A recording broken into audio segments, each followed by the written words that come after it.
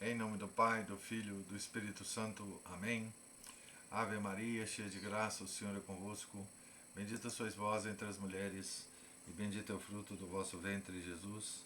Santa Maria, Mãe de Deus, rogai por nós, pecadores, agora e na hora de nossa morte. Amém. São José, rogai por nós. São Felipe Neri, rogai por nós. São Paulo da Cruz, rogai por nós. Nossa Senhora de Fátima, rogai por nós. Em nome do Pai, do Filho e do Espírito Santo. Amém. Estamos aqui na página 127 da biografia de São Paulo da Cruz, escrita pelo padre Luiz Teresa de Jesus Agonizante. Estamos aqui no período de 1721 a 1723, capítulo 9. João Batista recebe o santo hábito. Logo que desembarcaram, Paulo foi a uma das igrejas da cidade. Depois de longa oração, prosseguiu viagem para a Alexandria. Grande júbilo experimentou ao rever, após tantas provações e fadigas, a Dom Gatinara. Este o abraçou como um filho muito amado. O santo prestou-lhe conta minuciosa da viagem. Contou-lhe como descobrira a santa montanha para onde Maria o chamara, e suplicou-lhe que se dignasse a revestir também João Batista do santo hábito da paixão, permitindo a ambos irem se ocultar naquele ermo. O prelado sentiu muito privar a diocese de um santo e de um apóstolo, ciente de que Paulo Francisco era guiado pelo Espírito Santo, favoreceu-lhe os desejos. João Batista exultou de alegria ao receber tal notícia. Realizou-se a vestidura no dia 28 de novembro de 1721, oitava da apresentação. Paulo derramava doces lágrimas de consolação. Passaram os meses mais rigorosos do inverno na ermida de Santo Estevão, edificando a todos com vida angélica. Impacientes por voarem para o argentário, apenas o inverno começa a ceder, preparam-se para partir. Ao divulgar-se a notícia em Castellazzo, a consternação foi geral.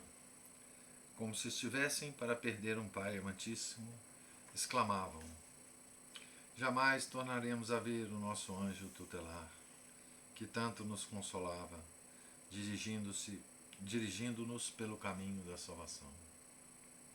Seus pais, embora resignados, sentiram também profunda mágoa. O nosso santo, apesar da pena que lhe dilacerava o coração, confortava-os o melhor que podia. Aos irmãos e irmãs, deu santos conselhos. Julgamos conveniente anotar aqui suas palavras, testemunho da caridade que lhe inflamava o coração.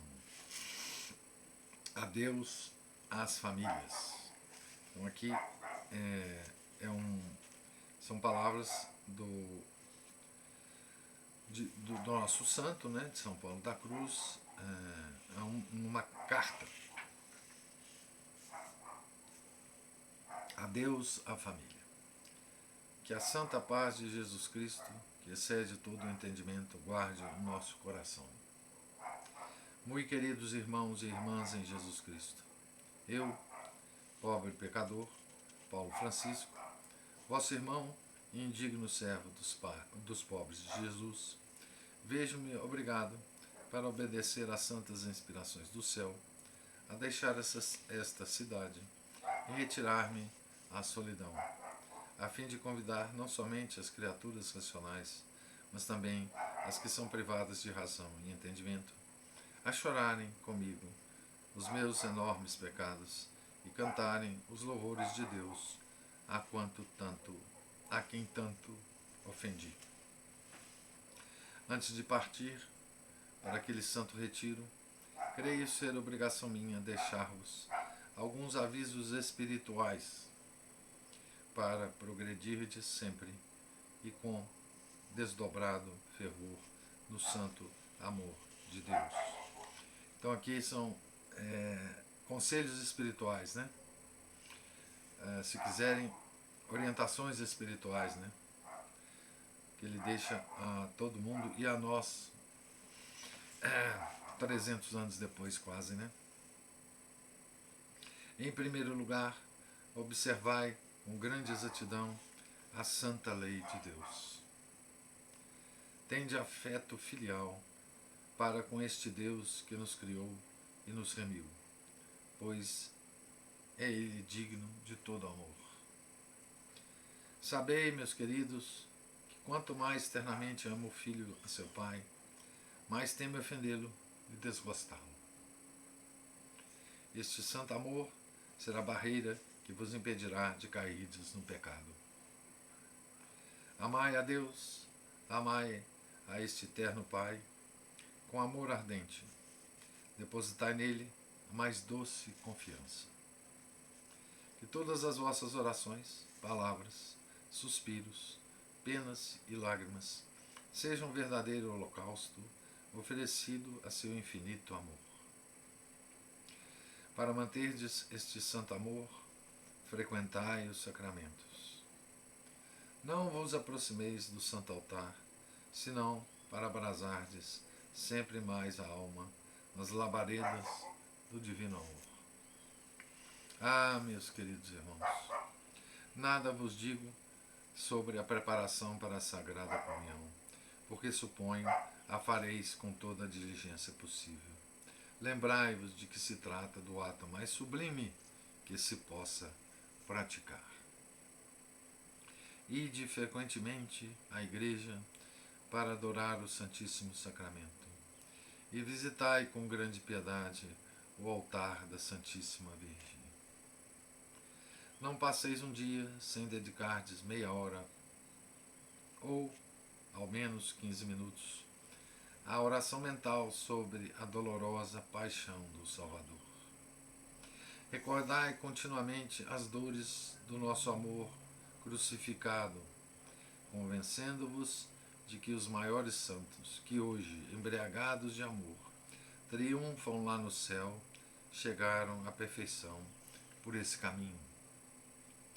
Tende afetuosa devoção às dores de Maria e à sua Imaculada Conceição, ao anjo da guarda, a vossos santos padroeiros e, particularmente, aos santos apóstolos. Recitai a miúde fervorosíssimas orações jaculatórias. Indicar-vos-ei algumas. Primeira, ó meu Deus, jamais vos houvesse ofendido. Primeira ejaculatória. Depois, esperança do meu coração, 1000 vezes a morte antes de que tornar a pecar. Outra, ó meu Jesus, quanto vos amarei. Outra ainda, ó meu soberano bem, feri meu coração com vosso santo amor. Ó meu Deus, quem não vos ama, não vos conhece. Ó, se todos os amassem, amor infinito. Quanto estará minha alma abrasada em vosso santo amor. Então, são jaculatórias que o nosso santo nos sugere, né?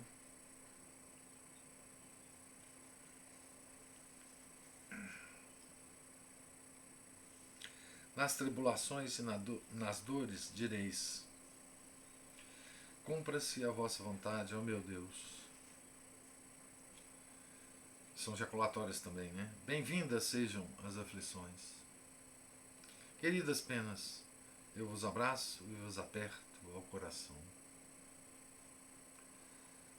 Sois as pedras preciosas enviadas por nosso Senhor. Ó querida mão de Deus, beijo-vos amorosamente.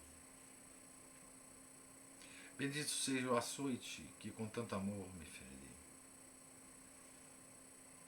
Ó afetuoso Pai, bem fazeis em humilhar-me.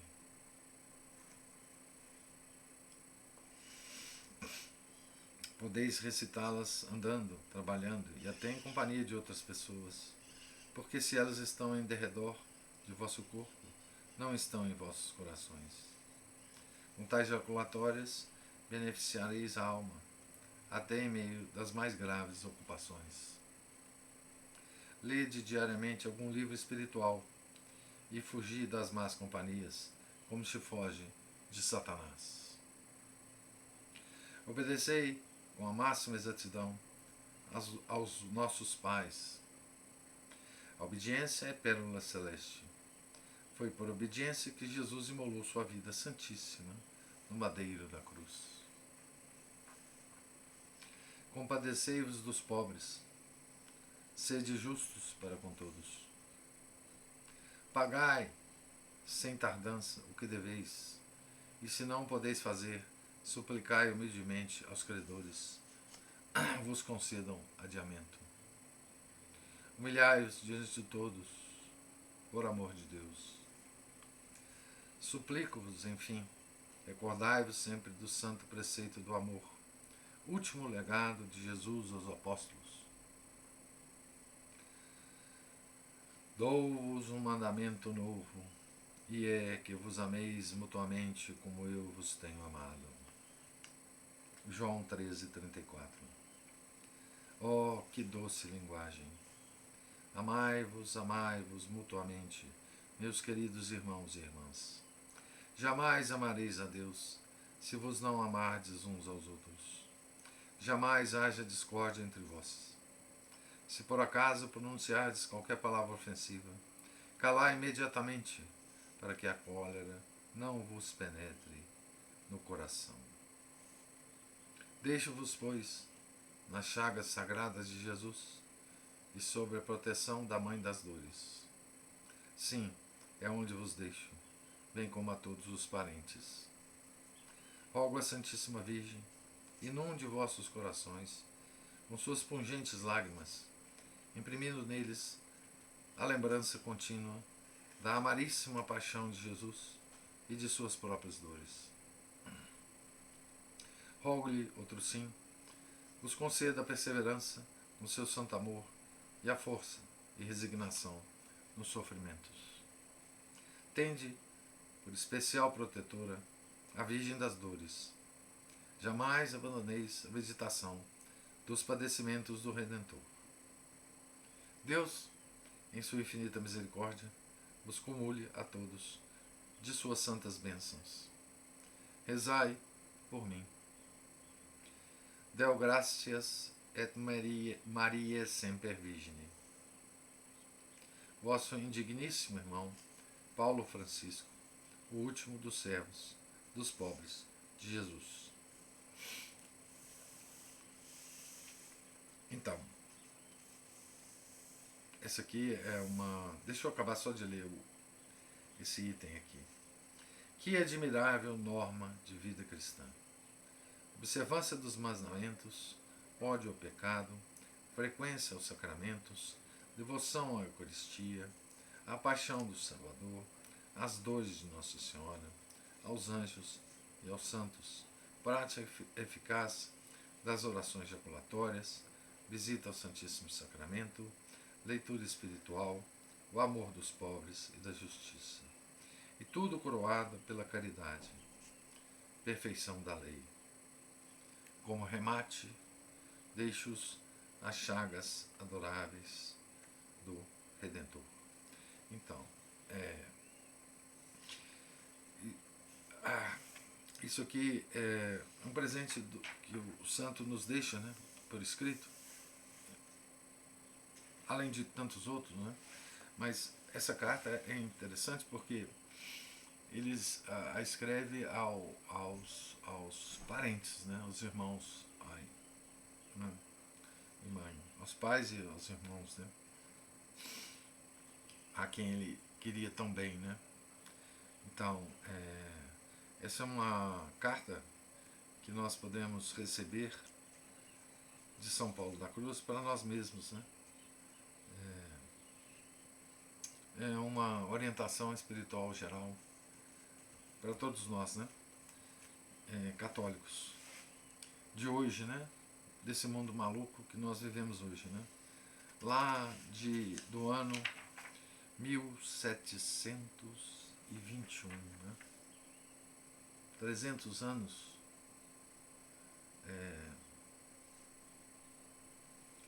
atrás, né? São Paulo da Cruz escreveu essa carta para nós, né? E nós a encontramos aqui agora, né? Perdida nesse livro aqui, né? Vale a pena reler, né? E anotar, né? Ele chega à minúcia, né? De nos sugerir, né? Ejaculatórios, né? Que certamente que são os ejaculatórios da preferência dele, né? Ou que ele acha que são ejaculatórias que serão benéficas, né? Para os parentes dele, né? E para nós também, né? Então, além de milhares de ejaculatórios que os santos nos indicam, né? Que os salmos nos brindam, né? Temos essas de São Paulo da Cruz, né? Que beleza, né? Que beleza. Que resumo, né? Ele faz para nós da nossa vida, né? De católico. E note que tudo isso que ele está falando aqui, né? por mais terrível que seja a nossa situação, né? Hoje em dia, não só na sociedade, né? Mas também dentro da própria igreja, né? Certo? Todas essas sugestões que ele dá aqui, todos esses conselhos espirituais que ele dá aqui, nós podemos fazer, né? 300 anos depois de uma crise terrível, entre nós e São Paulo da Cruz, né?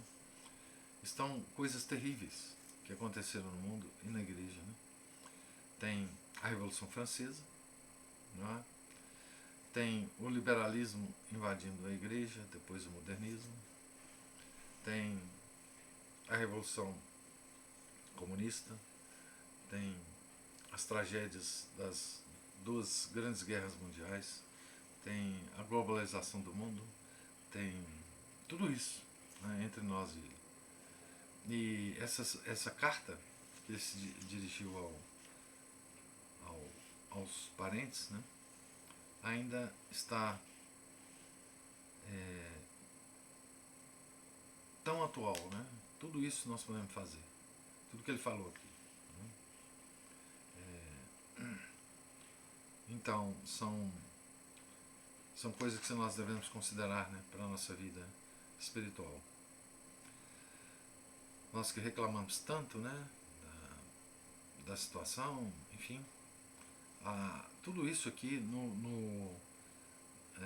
na vida particular de todos nós, né, nós podemos fazer mais ou menos do que ele está nos sugerindo, mas podemos fazer, né? Podemos sempre fazer isso aqui. Que beleza, né? Que beleza a gente receber esse presente, né? De um santo dessa grandeza, né? Uma carta quase pessoal para nós, né? Então, a viagem, vamos ver se a gente acaba pelo menos esse item da viagem aqui. No primeiro domingo da Quaresma, após haver se compenetrado dos sentimentos de Jesus, conduzido pelo divino Paráclito ao deserto, expressos no Evangelho da Missa, Paulo e João Batista partem para o Monte Argentário. Então, o primeiro domingo da Quaresma é o Evangelho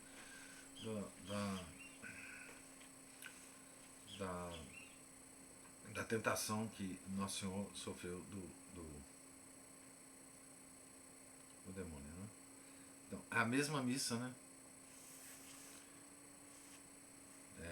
Aqui tem uma nota dizendo assim: era o dia 22 de fevereiro de 1722. No dia 10 do mesmo mês, o bispo assinara um atestado de bom comportamento. É o que anota. Então, nessa missa, do primeiro domingo da quaresma, ele assistiu à missa, a mesma missa que nós assistimos hoje, né? Quem assiste à missa de sempre, a única missa verdadeira da igreja, assistiu à mesma missa que Paulo e João Batista assistiram, né? Então eles assistiram à missa. Embarcaram em Gênova e chegaram sem novidades a Civitavecchia, onde são obrigados a fazer a quarentena até a manhã de quarta-feira santa. Nesse dia se dirigem a Porto Ercole, ansiosos por receber no dia seguinte a Sagrada Comunhão. Mas o sol já se ocultava no horizonte e eles ainda estavam nas vizinhanças de Burano, a 20 quilômetros da montanha. Naqueles ermos era impossível caminhar à noite, pois o terreno é agreste e repleto de atalhos. Sem teto e sem pão, deitaram-se na terra nua sob um espinheiro. Ao levantar-se, aos primeiros clarões da aurora, estavam banhados, com o corpo enfraquecido, mas com o espírito alentado pelo desejo de celebrar a Páscoa com Jesus no coração, prosseguiram apressadamente a viagem.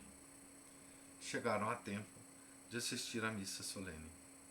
Jesus sacramentado fez-lhes olvidar os sofrimentos passados e os fortificou para as provações futuras. Então aqui é o domingo de Páscoa, né? O arcipreste, Monsenhor Antônio Serra, conhecido de Paulo, prodigalizou-lhes afetuosos cuidados, hospedando-os em sua casa. Após o desjejum, foram à igreja orar ante o Santo Sepulcro. De joelhos, imóveis, passaram o resto do dia, a noite toda e a manhã seguinte, meditando os tormentos do Salvador. No decurso de tão prolongada oração, o rosto de Paulo ora se tornava vermelho como brasa, ora pálido como cadáver. Que opostos sentimentos experimentava aquele coração enamorado. Ignoramo-lo. Todavia, tais colóquios serviram de excelente preparação à vida de recolhimento e austeridade que empreenderia muito em breve na vizinha montanha. Terminadas as festas pascais, foram a Orboleto solicitar do governador militar, general Espero e Vera, permissão para residir no Monte Argentário. Ao sair da igreja, avistou este os servos de Deus e lhes perguntou quem eram e de onde vinham. Paulo respondeu com cativante modéstia: somos 2 irmãos a quem Deus inspirou o desejo de se entregarem à penitência no Monte Argentário. Comovido, o general, por aquele aspecto de penitência que distingue os santos, concedeu-lhes o que pediram. Partiram então para Pitigliano e, recebida a bênção do bispo, puseram-se logo a caminho da ermida da Anunciação. Então, bom, só falta um itemzinho do capítulo, deixa eu lê-lo para a gente encerrar o capítulo aqui. Felizes por poderem, enfim, concentrar-se na contemplação de Deus, começaram uma vida mais angélica que humana. Diversas horas do dia passavam-nas na pequena igreja, meditando e recitando o Divino Ofício. A certa hora, dirigiam-se separadamente ao bosque. Lá, à sombra das azinheiras ou no interior de alguma gruta, auxiliados por aquela grandiosa e austera natureza, viviam mais no céu que na terra. Para evitarem vãs e inoportunas imaginações, conservavam a mente fixa na meditação dos novíssimos, enquanto maceravam a carne com cruentas disciplinas. Paulo dormia sobre a terra e João sobre uma tábua. Levantavam-se à meia-noite para cantar matinas, permanecendo em oração até as 3 horas. Em seguida descansavam brevemente. Mas ao ouvirem o gorjeio do rouxinol a saudar o romper da aurora, imaginando que tais criaturinhas os convidavam para louvar a Deus, levantavam-se e se punham novamente em oração. Quando na fortaleza de Monte Filipe rufavam os tambores, Paulo exclamava: reflete no que fazem os soldados da terra para defender 4 muralhas. Que não deverás fazer tu, soldado do céu, em favor do reino espiritual de tua alma. De tudo se servia para levar-se a Deus. A natureza toda lhe era verdadeira escola de virtude. A sexta-feira, seu alimento eram as lágrimas. Para melhor unir-se às penas de Jesus crucificado, inventara novo instrumento de penitência, uma lâmina de aço, toda eriçada de agudas pontas. Aplicava-a nas carnes desnudas antes das matinas e somente a retirava após as matinas do dia seguinte. E todas essas mortificações pareciam pouco aos fervorosos anacoretas. Multiplicavam-as ao aproximar-se das grandes solenidades, sempre precedidas de novenas. Celebrada a Epifania, internavam-se na mais profunda solidão, em memória da estada de Nosso Senhor no deserto. Aliás, bem pouco falavam entre si, para poderem falar com Deus e ouvir-lhe a voz. E qual o alimento dos nossos solitários? De Petigliano trouxeram alguns biscoitos e poucos bagos de uva passa, recebidos de esmola. Alimentavam-se ordinariamente de raízes e ervas silvestres. Provada a constância de seus servos, Deus inspirou uma senhora de Orbeteloa a enviar-lhes algumas favas aceitas com reconhecimento. Comiam-nas amolecidas em água, sentados ao pé de uma fonte que vertia acima da ermida. Alguns caçadores e carvoeiros, ao ouvirem-lhes os piedosos cânticos e observarem-lhes o teor de vida, deles falavam naquelas redondezas como de 2 santos de extraordinária austeridade.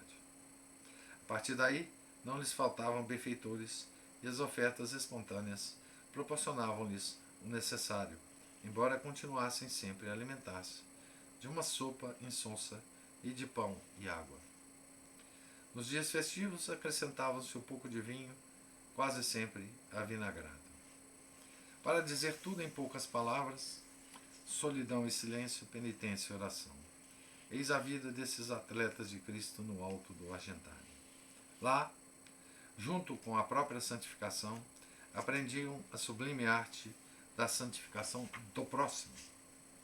A alma abrasada no divino amor não pode encarcerar por muito tempo no âmago do peito as chamas que a devoram. É mister comunicá-las a outras pessoas, inflamando outros corações. Os nossos cenobitas desciam frequentemente da montanha para levar aos povos circunvizinhos as graças do céu. Aos domingos e dias santos, Paulo ia a Porto Ercole por caminhos semeados de espinhos e abrolhos. Terminada a Santa Missa, com autorização do arcipreste, explicava a doutrina cristã aos fiéis, que em multidão acorriam a ouvi-lo.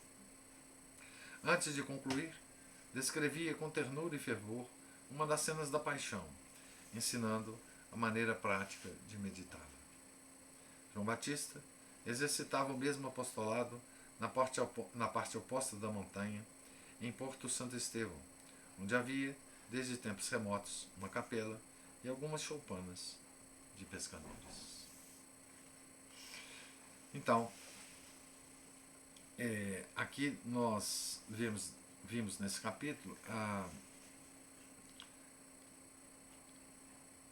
2 anos de vida de São Paulo da Cruz, né? E de como que ele chegou e como que era a vida dele, né, no Monte Argentário, né? Com o seu irmão, né, João Batista. E o grande presente desse capítulo para nós, né, é obviamente essa carta que ele escreve à família, né, com com conselhos espirituais, né, de vida. E note, esses conselhos eram para as pessoas leigas, né? Certo? São conselhos de vida normal, né? Misturada com todos os afazeres das pessoas, né? Então ele está deixando uma carta para os familiares para uma vida católica normal, né? De leigo no mundo, né? Com todos os trabalhos, todas as dificuldades, todos os compromissos sociais, enfim, que ele sabia que as pessoas tinham no mundo, né? E depois, na descrição do nosso biógrafo, né, como é que era a vida do santo em particular, né? Dele e do irmão dele, né? Como é que era a prática da vida deles, que é uma coisa absolutamente extraordinária, né? E para o nosso século, para nós, né, é repulsiva, né? Porque quem é que vive, quem é que consegue viver assim, né? Nesse tipo de vida, né? Certo? Então, terminamos aqui o capítulo 9 e agora eu gostaria de ouvir comentários ou observações de vocês. Oi, professor. Opa, Márcio. Vamos rapidamente aí, senão a gente vai ser cortado, né? Esse capítulo fantástico, né? Essa carta com todas essas dicas, muitas delas de ascética, né? E de boas práticas de piedade, mesmo de caridade e de prática moral também, são excelentes, né? Muito boas mesmo. E São Paulo da Cruz, ele deixa aí os ensinamentos dele, de austeridade, em palavras e em atos, né, também. Uma coisa impressionante. Gostei também dessa parte que tudo dele ele consegue meditar e contemplar e ver a ação de Deus, né? Como Deus funciona, como Deus quer que as almas da gente reajam a Deus, né? E de novo ele coloca, ele tem um momento aí que ele ensina também as pessoas um método prático para meditar também, principalmente a paixão, né? Que é o grande foco dele. E achei muito interessante também. Tinha mais alguma coisa também. E bom, São Paulo achou aí o deserto dele, né? Esse monte argentário aí, que é um pouco. Ele é até um pouco árido aí, né? Tipo a vegetação mediterrânea aí também. Isso. Né? E as austeridades dele, como o senhor falou, né? De matar a gente de vergonha. Sei que as pessoas hoje, pelo mínimo desconforto, a mínima contrariedade, surtam, já fazem desabafos, já saem na ponta da faca com os outros, né? E essa vida que ele levou é tão contrastante com a própria vida dos snobs da época, né? Seja eles os snobs financeiros ou os snobs da aristocracia, né? Ainda mais os absolutistas da época, né? É o sinal de contradição do tempo, né? Que todo santo ele dá. E geralmente esses tempos assim snobs, eles atraem ou então muito dados aos prazeres, eles atraem esse tipo de santo. O próprio Império Romano, né, na época dos grandes anacoretas, era essa vida de orgia, de farra, de luxo e de confortos excessivos. A nobreza na época de São Paulo já era uma nobreza absolutista, né? Cheia de. Não era a nobreza medieval, né? Isso, cheio de frufru, a gente vê pelas pinturinhas rococós, assim, é um período que vem ainda um pouco mais para frente dessa época dele. Mas a gente já vê os tipos de vida que eles levavam. E as perucas? E as perucas? Ah, que frescura! Tanto das mulheres quanto dos homens, né? Meu Deus, que frescurinha. Peruquinha branca, cheia de enroladinho, de frescura. Até certo tempo atrás, até na Inglaterra, os juízes ainda usavam essa peruquinha. Você acredita? Ah, sim. Eles ainda usam. Isso é coisa de homem, não, né? Pra dizer o mínimo. Não, imagina, e o povão ralando, né? Labutando, muito interessante também as boas ejaculatórias que São Impressionante, né? Paulo, não é? Que deixou principalmente para aqueles momentos que Deus nos visita com a mão pesada Isso, dele, isso, isso. né? A gente tem que lembrar isso, não se revoltar contra esse momento. Quer dizer, a primeira.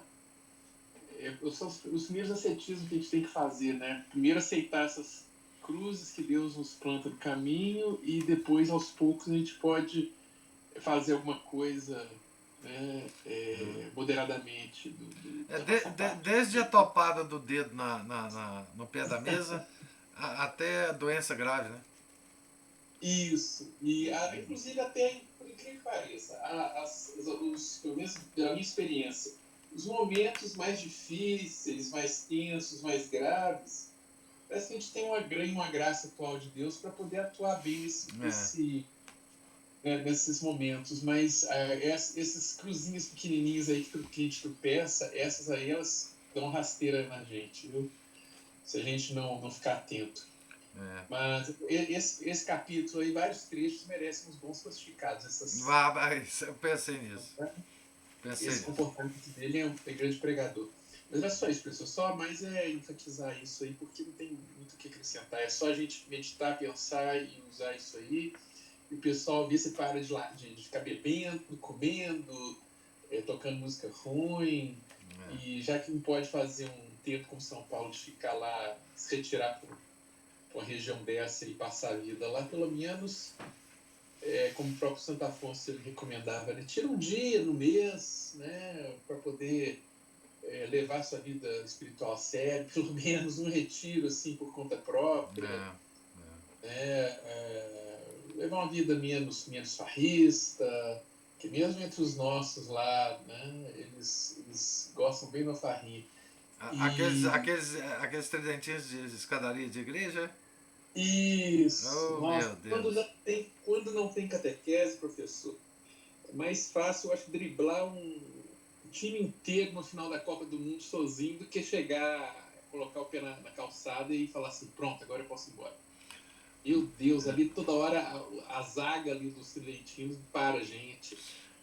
Meu Deus. E aí a gente vê também nesse trecho, professor, como São Paulo não tinha preocupações, promovia discussões bizantinas, de preocupações com minúcias de menor importância. Ele queria ação, e aquela ação, né, que da outra vez eu falei, muito, assim, até que a parte de fé e moral, ela não é difícil da gente entender e ver. O problema é como praticar isso, né, e a ascética mística dá o caminho para a gente. Exato. Inclusive com essas sutilezas, né, de pequenos enganos que nós podemos ter, desvios que o diabo faz conosco, né? O São Roberto Bernardino coloca, né? Quem não tiver o dom do conselho bem desenvolvido, ele não vai perder ele vai perder para o diabo por falta de força, mas vai perder justamente pelas emoções e a falta de discernimento, né, e de conduta. Mas é isso, pessoal. Obrigado, então. Agora vamos ver os outros coleguinhas aí. Obrigado você. Isso é de fato uns comentários muito importantes e interessantes. Então, mais alguém gostaria de fazer algum comentário, alguma observação?